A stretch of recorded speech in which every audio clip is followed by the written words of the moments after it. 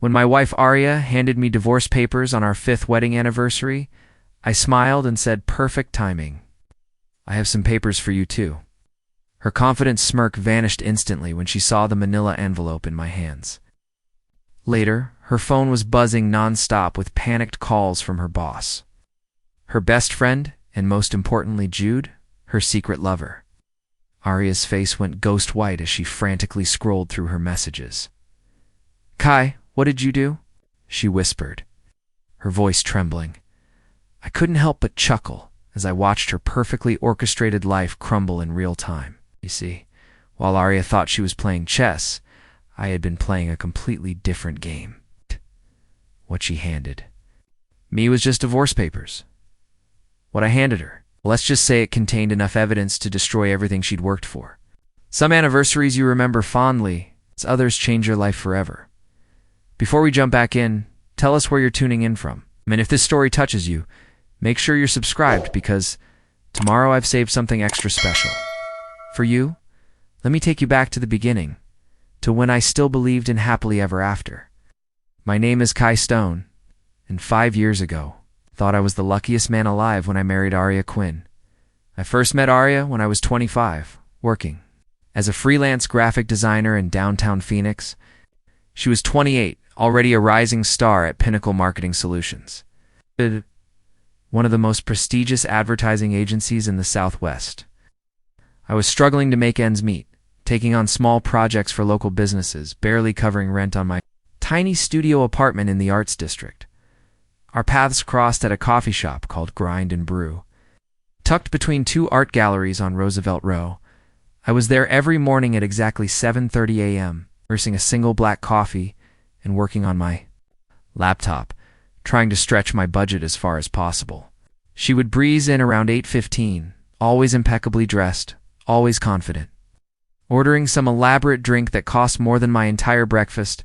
For weeks, I watched her from afar. Aria had this magnetic presence, the way she moved, the way other people instinctively stepped aside when she walked by, the way even the busy baristas would slow down and pay attention when she spoke. She was everything I wasn't: successful, polished, and seemingly untouchable. The day that changed everything was a rainy Tuesday in October. The coffee shop was packed, and the only empty seat was across from me at my usual corner table.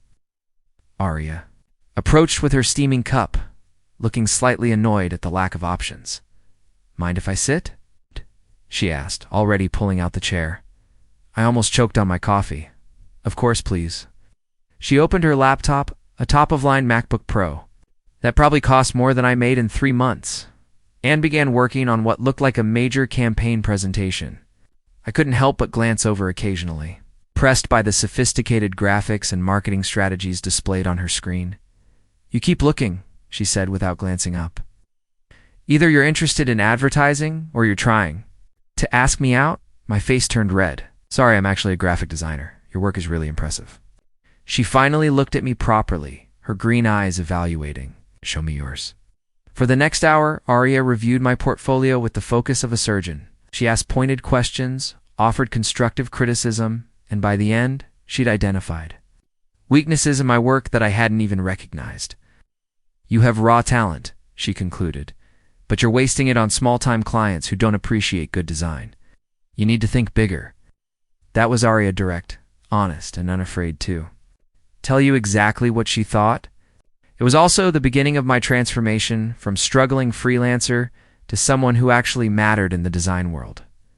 Within a month, Aria had recommended me to 3 major clients. Within 6 months, I was making more money than I'd ever dreamed of. She became my mentor, my muse, and eventually my obsession. Our relationship developed gradually. Professional collaboration turned into long working dinners, which became personal conversations, which eventually led to that first kiss in the parking garage of her office building after a particularly successful campaign launch. "I don't usually date people in the industry," she told me that night, her hand resting on my chest. "I don't usually date women who are smarter than me," I replied. She laughed. "That must limit your options significantly." Dating Aria was like being invited into an exclusive club I never knew existed.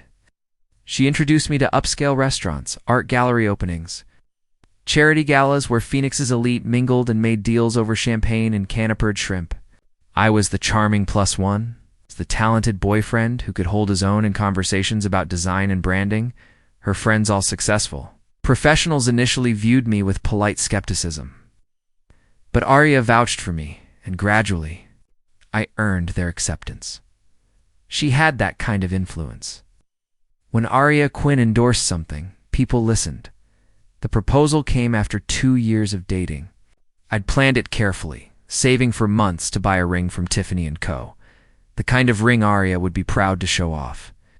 I proposed at Papago Park during sunset, with the Phoenix skyline glittering in the distance. "It's about time," she said with a smile before saying yes. Our wedding was everything Aria wanted. Elegant, expensive, and perfectly Instagram-worthy. We held the ceremony at the Phoenician Resort with 200 guests, live jazz music, and a reception that lasted until 2 a.m.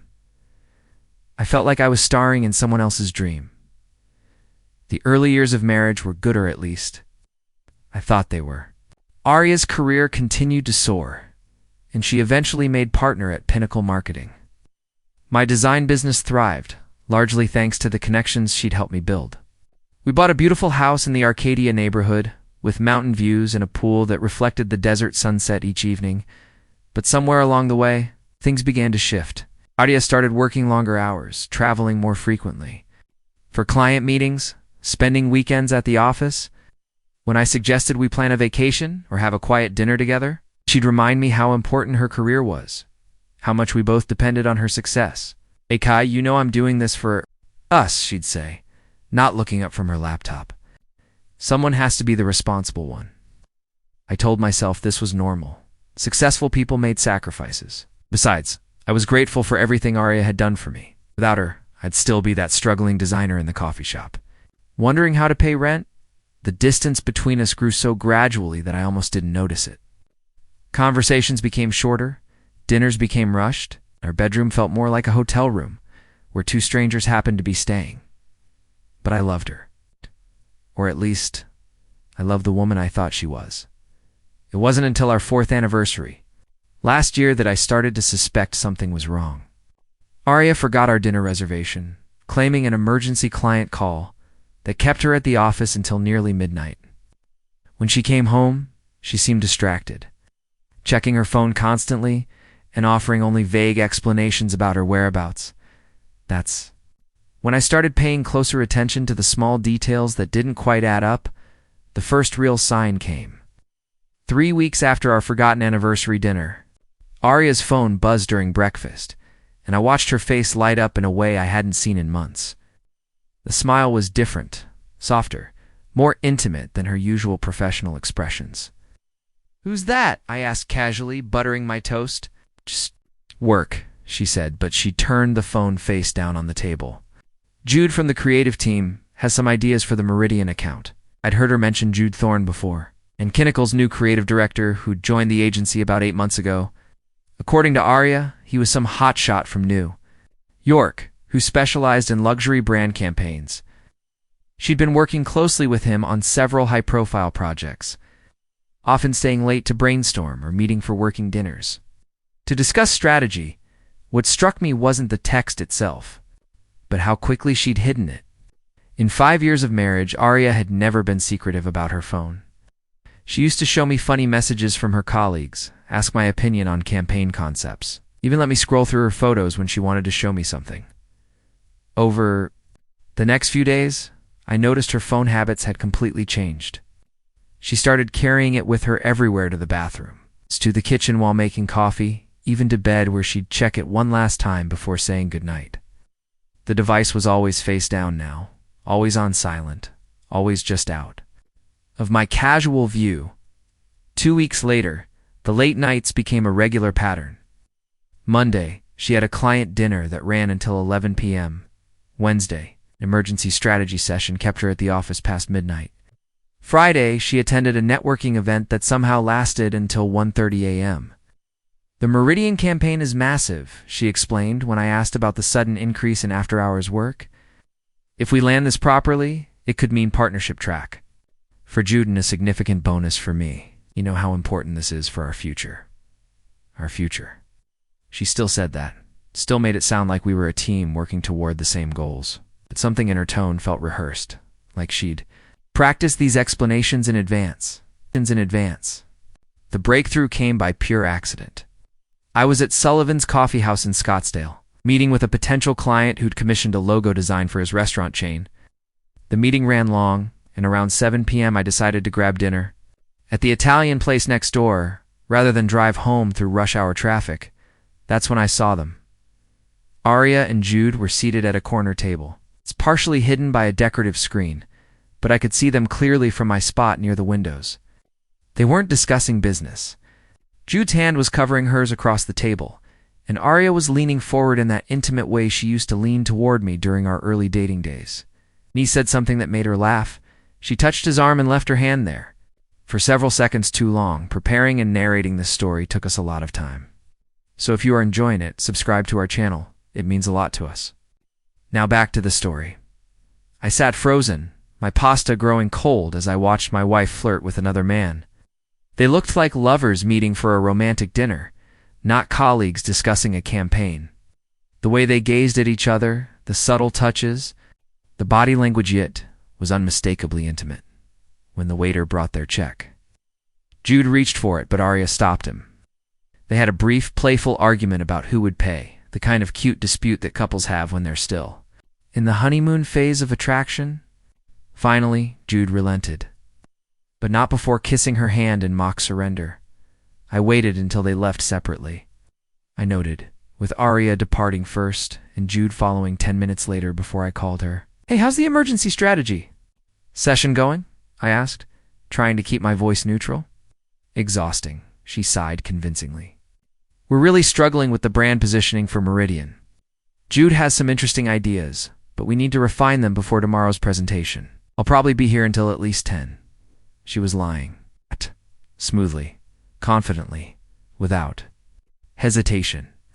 The ease with which the deception rolled off her tongue made me wonder how many other late nights had actually been secret dinners. "Want me to bring you some food?"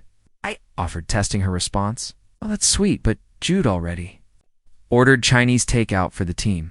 We're just going to power through." Another lie. I'd just watched her eat a full Italian dinner with the man she was supposedly brainstorming with in a conference room. That night, I couldn't sleep. When Aria came home at 10:45 p.m., claiming exhaustion from her fictional work session, I pretended to be asleep. She slipped into bed quietly. I noticed she checked her phone one more time before plugging it into charge, something she never used to do. I started paying attention with the focused intensity of a private investigator. I noted every late night, every weekend emergency, every mention of Jude's name.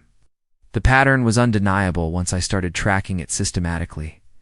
3 days later, I decided to test my suspicions more directly. "Hey, I was thinking of stopping by your office tomorrow to take you to lunch," I said over breakfast. "You haven't done that in months."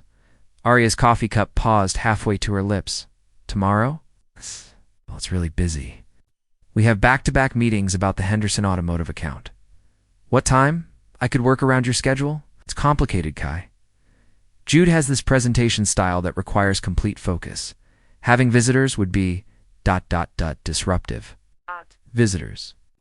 She'd called me a visitor at her own wife's workplace. "Since when can't I visit you at work?" I asked, genuinely confused. "You used to love when I'd surprise you with lunch. That was different. The stakes weren't this high back then. I'm sorry, but this campaign could determine whether I make senior partner. I need everyone on my team completely focused." Interesting how Jude had suddenly become central to everything in her professional life. I decided to try a different approach. That weekend, while Aria was in the shower, her phone buzzed with a text message. I wasn't planning to snoop. The phone was sitting on the nightstand, and the preview notification popped up automatically. It was from Jude. "Missing you already. Last night was incredible. Can't wait for next week's client meeting in Sedona." My hand started shaking. Last night, Aria had attended another networking event that kept her out until midnight. This morning, she'd been unusually cheerful, humming while she made coffee and asking if I wanted her to pick up my favorite bagels from the bakery. When she emerged from the bathroom, I was sitting on the edge of the bed, trying to process what I'd just read, "Everything okay?" she asked, noticing my expression. This was my moment to confront her directly, to ask about the message, to demand an explanation. Instead, I heard myself say, "Just thinking about work stuff. Nothing important." Why didn't I speak up? Fear, maybe. Or the pathetic hope that I'd misunderstood something.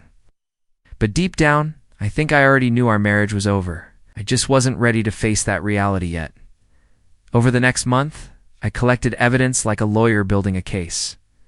I started documenting every suspicious incident, every lie, every inconsistency in her stories. I wasn't planning anything specific. I just needed proof that I wasn't going crazy, that my instincts were right. The final straw came on a Thursday evening in early September. Aria announced she'd be attending a weekend conference in Tucson, a mandatory professional development seminar that would help her stay current with industry trends. "It's really boring stuff," she said, packing her most expensive lingerie into her suitcase. Team-building exercises, networking panels, workshops on digital marketing evolution. But the company is paying for it, and it looks good on performance reviews. That night, I did something I never thought I'd do. I checked her laptop while she slept. Her email was still logged in. It took less than 5 minutes to find what I was looking for.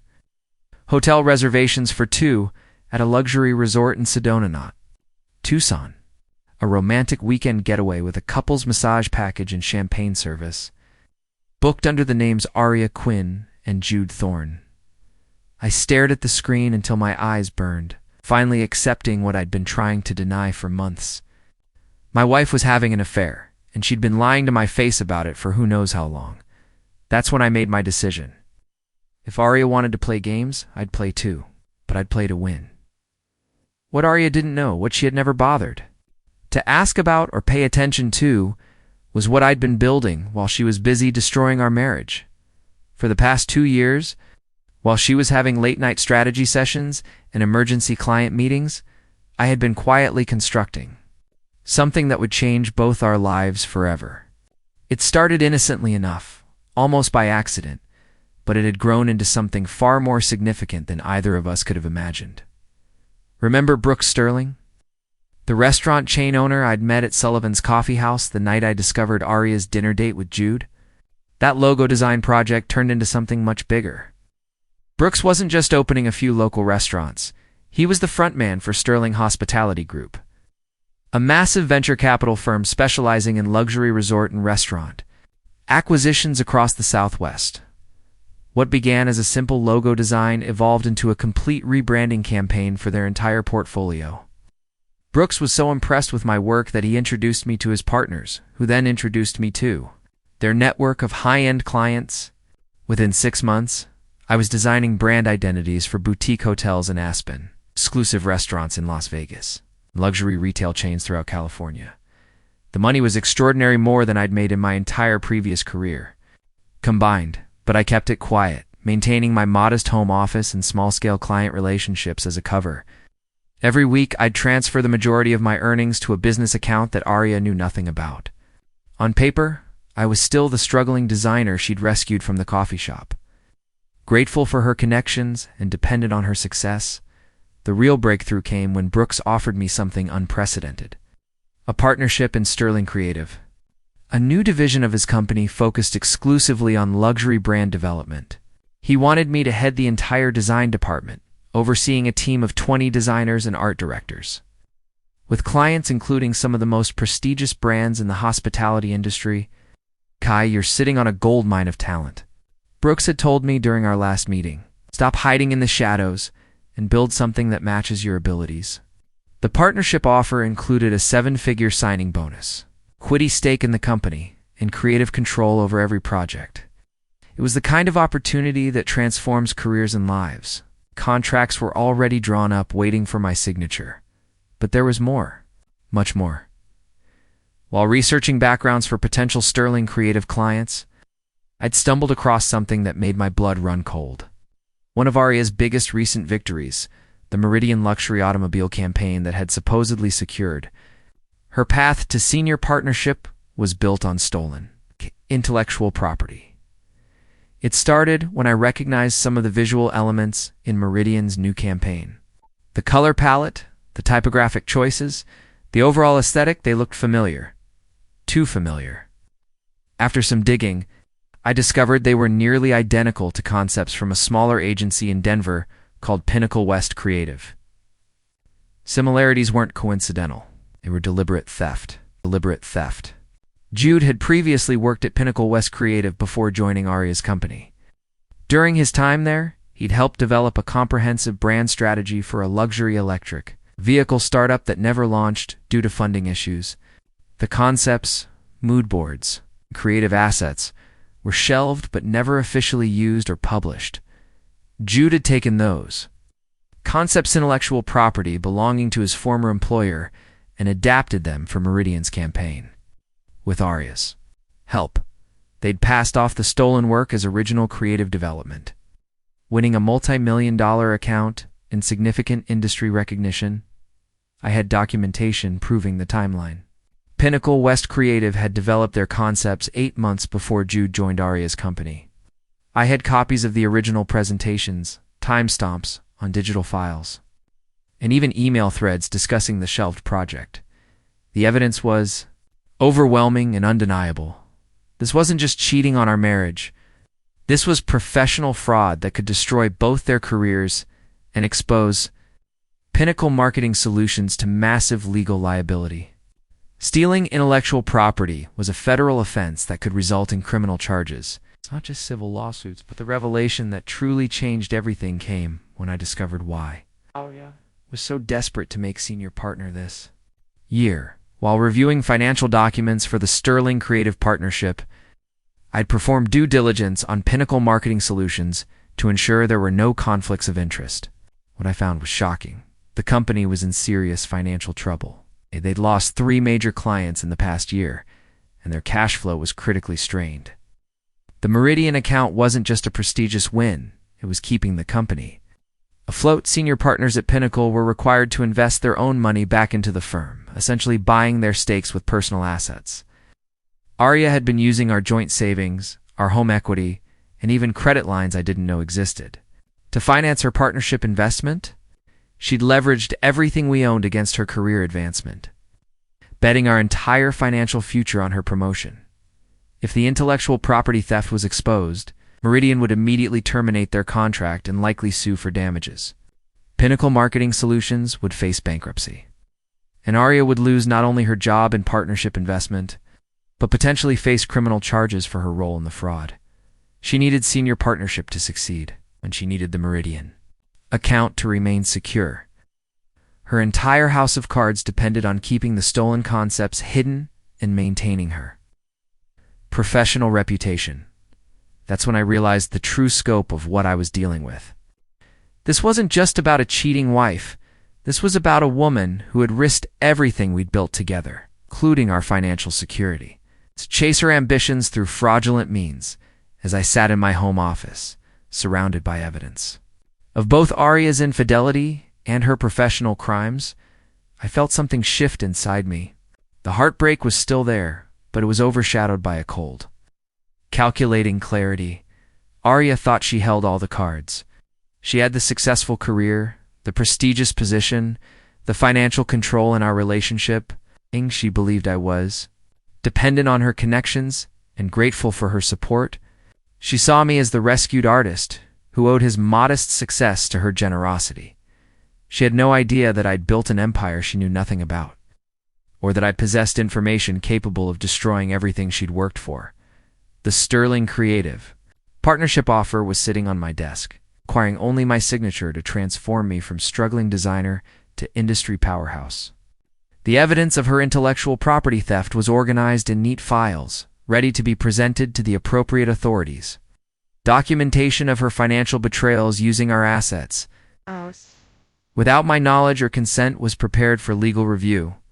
For the first time in months, I felt powerful. Aria had been playing a game where she thought she controlled all the pieces, but she didn't even know what game we were really playing. Our 5th anniversary was 3 weeks away. I knew exactly how I wanted to celebrate, while Aria was planning her romantic Sedona getaway with Jude, confident in her ability to manage multiple deceptions. I was preparing to give her the most memorable anniversary gift of her life. She wanted divorce papers. I'd be happy to accommodate that request. But first, I had some papers of my own to prepare. The next 3 weeks became the most focused period of my life. While Aria continued her charade of late meetings and urgent projects, I systematically built an airtight case that would destroy her professionally, legally, and personally. My first call was to Brooks Sterling. I'd been putting off the partnership decision for weeks, claiming I needed time to consider such a major life change. Now, I was ready to move forward with one important modification to the original agreement. "Brooks, I'm ready to sign," I told him during our meeting at his downtown Phoenix office. "But I need the partnership to be effective immediately, with full compensation and benefits starting today, rather than waiting for the transition period we discussed." Brooks raised an eyebrow. "That's unusual, Kai. We typically allow 6 months for partners to wrap up existing obligations and transition their current clients. You'd be walking away from your independent practice overnight. I understand it's unconventional, but I have personal circumstances that require immediate financial independence.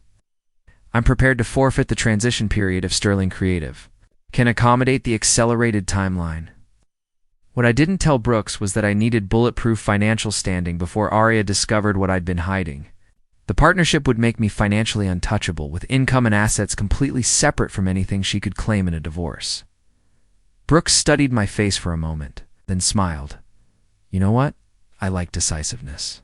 Let's do it." "Welcome to Sterling Creative Partner." Signed the partnership agreement that afternoon, officially becoming head of design for one of the Southwest's most prestigious hospitality brands. My signing bonus alone was more than Aria made in 2 years, and my equity stake in the company would generate passive income for the rest of my life. My second call was to Cindy Hayes, the most ruthless divorce attorney in Phoenix. I'd researched extensively and found exactly what I needed: a lawyer who specialized in high net worth divorces involving professional misconduct and fraud. "Mr. Stone, I'll be frank with you," Cindy said during our consultation in her glass-walled office overlooking Camelback Mountain. "What you're describing isn't just a typical divorce case. If your evidence supports criminal charges against your wife, this becomes a complex matter involving multiple legal jurisdictions." I opened my laptop and showed her everything I'd compiled: timestamped documentation of the intellectual property theft, financial records showing Aria's unauthorized use of our assets, hotel reservations and receipts proving the affair, and a complete timeline of her deceptions.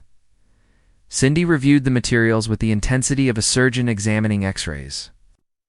After an hour, she looked up with what I could only describe as professional excitement. "This is extraordinary documentation, Mr. Stone. How long have you been preparing this?" "About 6 months for the personal evidence, 2 years for the financial documentation, and 6 weeks for the intellectual property research. You've essentially built a federal case against your own wife. The IP theft alone could result in criminal charges. Combined with the financial impropriety in your new partnership status, this divorce will be completely one-sided in your favor." We spent the next 2 hours developing a comprehensive legal strategy.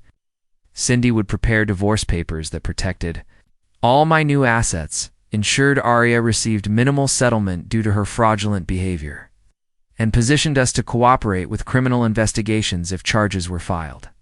"When do you want to serve her?" Cindy asked as we concluded our meeting. "Our anniversary, October 15th. I want it to be memorable." My third priority was protecting innocent parties who might be affected by the fallout. I contacted Dr. Sarah Martinez, the creative director at Pinnacle West Creative in Denver, and arranged a confidential phone call. "Dr. Martinez, I have information suggesting that intellectual property developed by your agency has been stolen and used without authorization by another firm. I'd like to send you some materials for review, but I want to ensure this is handled properly to protect your company's interests." Dr. Martinez was understandably skeptical until I sent her side-by-side comparisons of her agency's original concepts and Meridian's current campaign. Her response came within hours. "Mr. Stone, this is clearly our work. The similarities are too extensive to be coincidental. We've been preparing to relaunch this campaign for a different client, and now we understand why our ideas felt familiar when we saw Meridian's advertising." Do you know how this theft occurred? Explain Jude's employment history and his access to the original materials. Dr. Martinez immediately contacted her legal team, and within days, Pinnacle West Creative had filed formal complaints with both the State Bar Association and federal intellectual property authorities. The wheels of justice were officially in motion. And Aria had no idea what was coming. During this period, I maintained perfect normalcy at home. I cooked Aria's favorite dinners, asked interested questions about her work, and even suggested we plan something special for our anniversary. What did you have in mind? She asked, barely looking up from her laptop where she was reviewing client proposals. That I now knew were probably romantic messages from Jude. Something memorable, I said. Something that reflects how much our relationship has meant to both of us. That sounds lovely, Kai. You're so thoughtful. Her tone was distant, distracted, already planning her next deception. I spent the anniversary week completing final preparations. I hired a professional process server who specialized in high-conflict situations, ensuring the divorce papers would be delivered with appropriate legal formality. I arranged for a courier to simultaneously deliver copies of the intellectual property evidence to Aria's employers, the State Bar Association and Meridian's legal department. Most importantly, I prepared a comprehensive dossier documenting everything I'd discovered, organized chronologically with supporting evidence for each incident. Hotel receipts, credit card statements, phone records, email chains, financial documents, everything necessary to support every claim I'd made. The irony wasn't lost on me that while Aria thought she was manipulating me, I'd been gathering evidence of her manipulation with methodical precision. Every lie she told was documented. Every secret meeting was tracked. Every fraudulent transaction was recorded. On October 14th, the day before our anniversary, I received final confirmation that everything was in place. Cindy's office had prepared the divorce papers. The process server was scheduled. The courier had received the evidence packets, and Sterling Creative had announced my partnership to the industry press. That evening, Aria came home later than usual, claiming another emergency client situation that I knew was probably a pre-anniversary rendezvous with Jude. She seemed unusually nervous, checking her phone constantly and avoiding eye contact. Everything okay? I asked as we shared what would be our final dinner as husband and wife.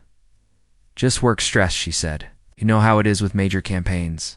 Everything has to be perfect. I'm sure it will be, I replied. You've always been so good at managing complex situations. She smiled, but it didn't reach her eyes. For a moment I wondered if she suspected something, if some instinct was warning her that tomorrow would be different. She said suddenly, setting down her fork. I've been thinking about us lately, about our future. My pulse quickened. Was she about to confess? To come clean about everything before I had the chance to expose her? What about our future? Well, with everything happening at work, all the changes and new opportunities, I think we need to have an honest conversation about what we both want. I nodded, maintaining neutral expression while my heart raced. I agree completely. Tomorrow seems like the perfect time for complete honesty between us. Tomorrow, our anniversary. What better time to be completely truthful about where we stand? Aria's face went pale for just a moment before she recovered her composure. Yes, you're right. Tomorrow we should clear the air about everything. As I went to bed that night, I realized that Aria was planning to ask for a divorce on our anniversary. She was going to end our marriage on the same day. I was planning to destroy her life. The timing couldn't have been more perfect. Tomorrow, October 15th, would indeed be a day for complete honesty. Aria would get the divorce she wanted, and I would give her a gift she'd never forget. The consequences of every choice she'd made while believing I was too naive to notice, too grateful to question, and too powerless to fight back. Some people learn that actions have consequences through gentle lessons. Others require more dramatic instruction. Aria was about to receive a masterclass. October 15th dawned clear and bright. Phoenix's desert sunrise painting our Arcadia neighborhood in shades of gold and amber. I made coffee and waited, watching Aria pace nervously around the kitchen, checking her phone every few minutes. She was dressed unusually formally for a Saturday morning, the kind of outfit she wore to important client meetings or court appearances. Professional armor for what she believed would be a difficult conversation. "Kai," she began, her voice artificially steady. "We need to talk." "Absolutely," I agreed, settling into my chair at our dining table. "I've been looking forward to this conversation." Something in my tone made her pause, but she pressed forward. Aria reached into her expensive leather briefcase, the one I'd bought her for our second anniversary, and withdrew a manila envelope. "This isn't easy to say," she continued, placing the envelope on the table between us. "But I think we both know our marriage isn't working anymore. We've grown apart, we want different things, and I believe it's time to end this amicably before we hurt each other further." She pushed the envelope toward me. "These are divorce papers. I've tried to make the terms fair, considering everything we've built together." I picked up the envelope, noting her hands were trembling slightly. "Fair terms. That's thoughtful of you, Aria. I know this is shocking, and I'm sorry about the timing." "The timing is perfect," I interrupted, standing up. "Because I have something for you, too." I walked to my home office and returned with my own manila envelopes, significantly thicker than hers. Aria's confident expression faltered when she saw the size of my package. "What's that?" "Anniversary gift," I said, placing it in front of her. "Open it." Aria's face went from confusion to curiosity to absolute horror as she flipped through the contents. Hotel receipts from her Sedona trips with Jude, screenshots of romantic text messages, credit card statements showing unauthorized withdrawals from our joint accounts. But those were just the appetizers. The main course was a detailed analysis of the intellectual property theft, complete with side-by-side comparisons of Pinnacle West Creative's original work and Meridian's original campaign. Phone records showing dozens of calls between Aria and Jude during his final weeks at his previous agency. Email trails discussing borrowed inspiration and modified concepts. "This ISN, Toad," Aria whispered. But her voice died as she reached the final section. Formal complaints already filed with the State Bar Association, notice of criminal investigation by federal IP enforcement, and a civil lawsuit from Pinnacle West Creative naming both her and Jude as defendants. That's when her phone started ringing. The first call was from her direct supervisor at Pinnacle Marketing Solutions. While it rang, I explained calmly, "I took the liberty of sending copies to your employer this morning. Professional courtesy, since they'll want to prepare their legal response." Aria stared at her buzzing phone in paralyzed terror. The second call came before she could answer the first, this time from Jude. I could see his name on the caller ID and I smiled. He'd probably got his copy at the same time. Federal investigators move quickly with intellectual property cases. By the third simultaneous call, this one from an unknown number that was likely Meridian's legal department, Aria finally found her voice. "Kai, what did you do?" she whispered, her face completely drained of color. "I gave you exactly what you wanted," I replied. "A divorce? Plus some additional paperwork I thought you might find interesting." Her phone continued buzzing incessantly. Each call represented another piece of her carefully constructed life crashing down in real time. Her career, her reputation, her financial security, her future, all of it crumbling because of evidence I'd been quietly collecting while she thought. I was too naive to notice her betrayals. "The partnership, double, quotes," she began, "is probably being revoked. As we speak, Pinnacle can't promote someone facing federal criminal charges. The Meridian account, will be terminated immediately. Companies don't associate with intellectual property thieves." Aria looked from her phone to the evidence spread across our dining table, finally understanding the scope of what was happening. This wasn't just a divorce. This was the complete destruction of everything she'd worked to build. "How long have you known?" she asked. "About the affair? Months? About the fraud?" "Long enough to document everything properly." Her phone buzzed again. This time it was a text from someone named Emergency Legal Services. "You might want to start returning those calls," I suggested. "You're going to need all the help you can get." As Aria sat surrounded by the evidence of her crimes, frantically trying to decide which crisis to address first. I felt something I hadn't experienced in months. Complete peace. Justice wasn't just coming. It was here. 6 months later, I was sitting in my new corner office at Sterling Creative's headquarters, reviewing designs for a luxury resort chain in Cabo San Lucas. When Cindy Hayes called with the final update. It's over, Kai. The divorce is officially finalized, and frankly, it couldn't have gone better for you. The settlement was everything we'd hoped for and more. Because of Aria's fraudulent use of our joint assets and her criminal conduct, she received virtually nothing in the divorce. I kept the house, the investments, and all my new business assets. She was ordered to pay me restitution for the money she'd stolen from our accounts to fund her partnership investment. What about the criminal charges? I asked. Aria pled guilty to intellectual property theft and financial fraud. She received 18 months in federal prison, followed by 3 years of probation. Jude got 2 years. Apparently he was considered the primary instigator, since he originally stole the concepts from his former employer. The professional consequences had been swift and devastating. Pinnacle Marketing Solutions fired both Aria and Jude within hours of receiving the evidence. The company faced a massive lawsuit from Meridian, who felt betrayed by the fraudulent campaign, and an even larger intellectual property suit from Pinnacle West Creative, unable to survive the legal costs and reputation damage. Pinnacle Marketing Solutions declared bankruptcy 3 months after the scandal broke. Every employee lost their jobs, and the company's assets were liquidated to pay legal settlements. The State Bar Association revoked Aria's business license permanently, Cindy continued. She'll never work in marketing or advertising again. Even after prison, she'll have to find a completely different career. As for Meridian's account, it went to Sterling Creative. Ironically, I ended up designing the campaign that replaced Aria's stolen work, creating original concepts that were genuinely innovative rather than plagiarized. The campaign won 3 industry awards and established Sterling Creative as a major player in luxury automotive marketing. There's one more thing, Cindy said. Aria's attorney contacted me yesterday. She wants to write you a letter. I'm not interested, I replied immediately. I figured as much. I told them any communication would need to go through our office and we'd decide whether to forward it. After hanging up, I walked to my office window and looked out at the Phoenix skyline. The view from Sterling Creative's 32nd floor was spectacular mountains, desert, and endless blue sky.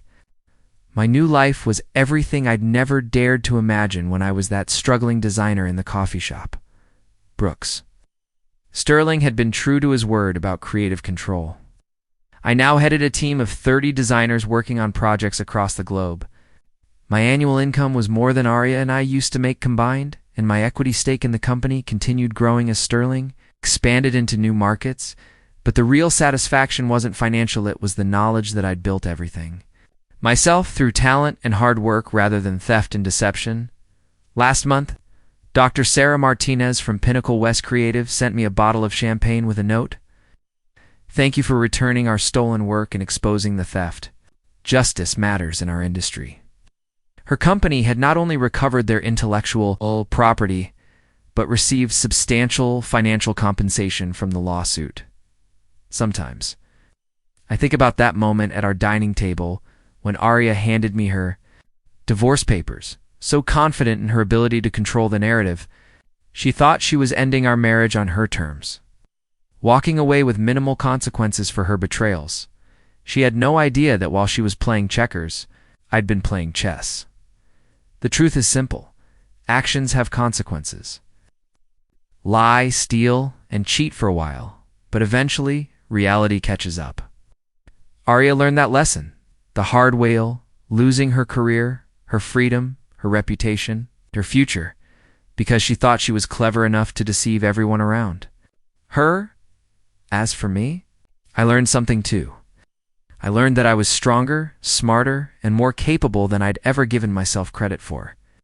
I learned that gratitude shouldn't blind you to betrayal, and that sometimes the people who rescue you are actually the ones holding you back.